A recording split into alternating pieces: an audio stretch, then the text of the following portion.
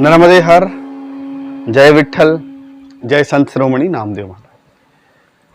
सभी श्रोताओं को, स्वजाति बंधुओं को मेरा प्रणाम। जय संत नामदेव। हमने षष्ठम भाग में श्रवण किया कि संत नामदेव जी ने किस तरीके से एक बादशाह, एक क्रूर आताताई बादशाह का घमंड को चूर किया, जिसने संत नामदेव जी के सम्मुख एक गौ माता का वध किया। भगवान विठल की कृपा से गौ माता जीवित हो उठती है। सभी लोग जय जयकार भगवान विठल का करते हैं। राजा का घमंड, बादशाह का घमंड चूर होता है और संत नामदेव जी की जय जयकार होती है, विठल की जय जयकार होती है। वे गौ माता भी भगवान विठल का जय जयकार करती है अपने श्रीमुख से। बादशाह प्रसन्न होता है, बलपूर्वक संत नामदेव जी को आभूषण, स्वर्ण और खाट की खटिया दान करता है। संत नामदेव जी ना लेते हुए भी उस के उपहार को ग्रहण करते हैं और वहां से चल देते हैं। जब वो वहां से चलते हैं तो बादशाह चलते हैं, बीच में यमुना नदी पड़ती है। संत जी सोचते हैं, अरे ये इतना सारा वजन मैं क्या करूंगा। भक्तों से बोलते, चलो भाई जो भी स्वर्ण जेवरात मिले वो गंगा यमुना जी में विसर्जित कर दीजिए। वो भी करते हैं और संत नामदेव जी खटिया लेके चल रहे थे, तो वैसे ही उनको कीर्तन करने में परेशानी हो रही थी, तो वो खाट को भी वो यमुना जी में विसर्जित कर देते हैं। जब यमुना जी में ये विसर्जित कर देते हैं तो ये बात वो आगे निकल जाते हैं और किसी स्थान पर बैठकर कीर्तन करते हैं। ये बात उसके गुप्तचरों या उसके दासों द्वारा बादशाह को पता लगता है कि संत नामदेव जी ने ये जो आपने आभूषण, खाट वगैरह भेंट की थी बादशाह, और वो उन्होंने यमुना में विसर्जित कर दिए। अब ये बात जब बादशाह को पता लगती है तो घमंडी तो था, उसको बड़ा दुख, क्रोध आता है कि जाओ अपने गुलामों से बोलता, जाओ बुला के लाओ उस नामदेव को। कैसे मेरे दिए हुए दान को, भेंट को उसने यमुना में फेंक दिया। जाइए लेके आई। जाते हैं दास और नामदेव जी से बोलते हैं कि बादशाह ने आपको बुलाया, चलिए। आते हैं नामदेव जी तो सहज संत वृत्ति है, चले जाते हैं। उन्होंने कहा कि बोलिए बादशाह क्या हुआ, आपने मुझे कैसे याद किया। बादशाह क्रोध भरे स्वर में बोलता है, नामदेव तुम बहुत अपने आप में ज्यादा भक्त बनते हो और मेरी दी हुई भेंट को तुमने यमुना में विसर्जित कर दिया, यमुना में डाल दिया। मुझे वो सारी वस्तुएं चाहिए, जाओ और लेके आओ मेरी वस्तुएं मुझे वापस। कहने नहीं महाराज जी, आप तो बादशाह, आप मेरे साथ चलो और वहां जो भी चीज होगी आप ले लेना, मैं दिला दूंगा। अपने लाव लश्कर के साथ घोड़े पे बैठ के बादशाह चलता है। संत नामदेव जी कीर्तन करते करते पैदल यमुना किनारे पहुंचते हैं। यमुना जी से प्रार्थना करते हैं, माँ यमुना, मैंने जो वस्तुएं आपको विसर्जित की, आपको भेंट की है, वो इस बादशाह ने मुझे बलात दी थी, बलपूर्वक मुझे भेंट की थी।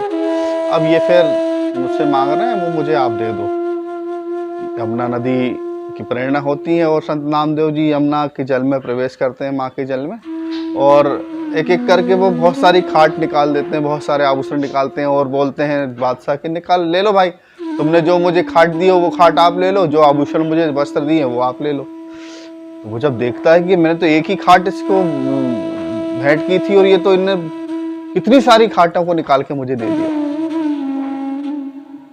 आश्चर्यचकित हो जाता है। वहां पे जितने भी उसके दास लोग, उसके सेवक, उसके मंत्री वगैरह सब आश्चर्य से चक्के हो जाते हैं और सोचते हैं, अरे ये क्या, इतनी सारी चीजें निकल गई। बादशाह का घमंड फिर से संत नामदेव जी चूर करते हैं और संत नामदेव जी की जय जयकार होती है। बादशाह कहता है कि हे संत जी, आप निश्चित भगवान के बड़े भक्त हैं और मुझे आप क्षमा कीजिए, अब आपको यहाँ पर किसी भी प्रकार की कोई परेशानी नहीं होगी। संत नामदेव जी अपनी कीर्तन करते करते अपनी भक्त मंडली के सामने चले जाते हैं। उस बादशाह को घमंड चूर।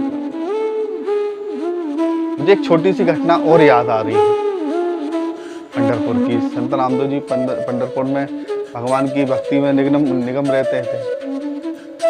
हर समय भगवान के कीर्तन में निगम में रहते थे। भगवान जैसे आप और हम सभी जानते हैं कि संत नामदेव जी का जो जन्म वो एकादशी के पावन दिवस हुआ, 11 के दिन, अन्ना 11 जिसको हम बोलते हैं। और एकादशी का व्रत भी श्रेष्ठ व्रतों में से माना गया है।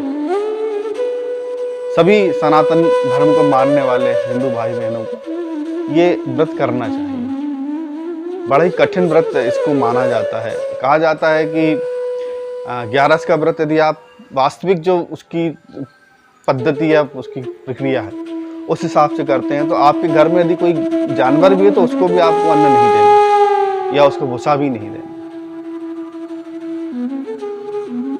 इतना कठिन व्रत माना जाता है। तो संत नामदेव जी 11 का उपवास रखा करते थे और उनका नियम यह था कि यदि कोई मेहमान भी आ जाता था तो भी उसको भी भोजन वो 11 के दिन नहीं करते। तो होता ऐसा है कि एक दिन 11 पड़ती है, कोई ब्राह्मण देवता संत नामदेव जी के घर आते हैं और वो बोलते हैं कि नामदेव जी मुझे आप भोजन कराइए, मैं भूखा हूँ, ब्राह्मण हूँ। संत नामदेव जी उनसे निवेदन करते हैं कि हे ब्राह्मण देवता, निश्चित आप मेरे सम्माननीय, आज 11 है तो कृपया कर आप दूध ले लीजिए और कुछ फलों को खा लीजिए, उसी से आप अपनी उदर की पुष्टि कर लीजिए। कल पुनः जैसे ही हम द्वादशी में प्रवेश करेंगे, 12 से जब आएंगे, एकादशी पूर्ण होगी, तो मैं आपको बढ़िया सुंदर भोजन जो आप कहेंगे वो मैं आपको करा दूँगा। पर वो नहीं लेते हैं दूध फलों को और वहीं सो जाते हैं। संत नामदेव जी भगवान विट्ठल की भक्ति कीर्तन में लग जाते हैं। रात होती है, रात बीतती है, सुबह होती है। नामदेव जी को याद आता है कि ब्राह्मण देवता घर में है। वो जाते हैं और उनको पूछते हैं कि आप क्या भोजन करेंगे। तो जब उनको पास जाते हैं ब्राह्मण देवता के पास, तो वो अपनी शरीर को उनको त्याग दिए होते हैं। वो उनकी जीवात्मा उन भगवान में विलीन हो चुकी होती है और उनका सब वहाँ पड़ा होता है।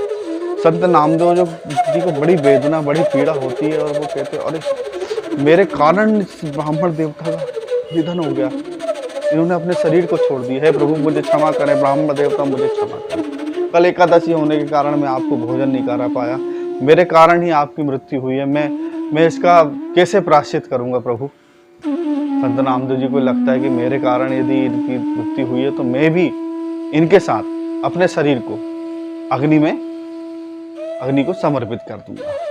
सभी भक्त मंडली को बुलाते हैं, शिष्यों को बुलाते हैं, कहते हैं नामदेव जी कि देखो भाई, मेरे कारण इस ब्राह्मण देवता ने शरीर को छोड़ दिया है, मैं इनकी मृत्यु का प्रायश्चित करना चाहता हूँ और इनके सबके साथ में अपने शरीर को भी अग्नि को समर्पित कर दूंगा।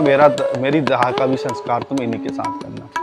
सब लोग दुखी होते हैं, पर नामदेव जी के हट के कारण सब लोग चंद्रभागा नदी के किनारे एक पूरा चिता को बनाते हैं और संत नामदेव जी बैठते हैं। उन ब्राह्मण देवता के सबको संत नामदेव अपनी गोद में रखकर उसको अपने शिष्यों से बोलते हैं कि चलो भाई अग्नि को समर्पित कर दो, अब अग्नि इस चिता को अग्नि से प्रज्वलित कर दो। तो जैसे ही वो भक्त लोग उस चिता में अग्नि लगाते हैं, अग्नि प्रज्वलित हो जाती है। थोड़ी देर बाद देखते क्या सारे भक्त लोग जय जयकार करने लगते हैं, जय विट्ठल जय विट्ठल, क्योंकि वो अग्नि बिल्कुल शांत हो जाती है। वो संत नामदेव जी भगवान विट्ठल की गोदी में दिखाई देते।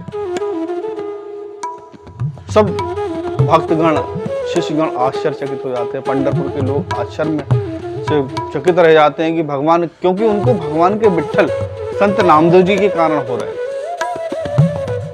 कभी किसी ने सशरीर भगवान विट्ठल को नहीं देखा। तो ये कृपा किसी संत के द्वारा ही हो सकती है, क्योंकि जब संत की प्राप्ति होती है, गुरु की प्राप्ति होती है, तभी ईश्वर में भक्ति हमारी जागृत होती है, ईश्वर का भान होता है, भगवान की कृपा हमको मिलती है। इसलिए बोलते हैं कि गुरु बनाना आवश्यक है, संत के शरण में जाना जरूरी है। संत तारने वाला, वहाँ जितने भी भक्तगण थे, पंढरपुर के जो भक्त लोग थे, सभी को भगवान विट्ठल के दर्शन होते हैं। सभी कृतार्थ अपने आप को मानते हैं। संत जी की जय जयकार होती है, भगवान विट्ठल की जय जयकार होती है। भगवान विट्ठल सभी को आशीष देकर, आशीर्वाद देकर अंतर ध्यान हो जाते हैं। सब अपने अपने कार्यों में, कीर्तन में लग जाते हैं।